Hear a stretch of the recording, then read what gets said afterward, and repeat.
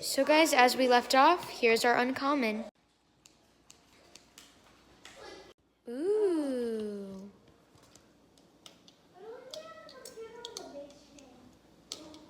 This is nice. It's a fidget spinner. Dimple. Cool. Pretty cool. So we found, I wonder what this one is. Oh, it's a rare and it's quite heavy.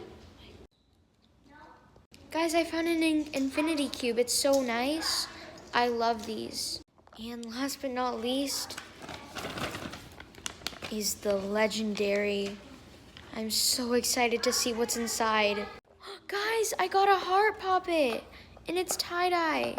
Oh my gosh, this is such a good poppet.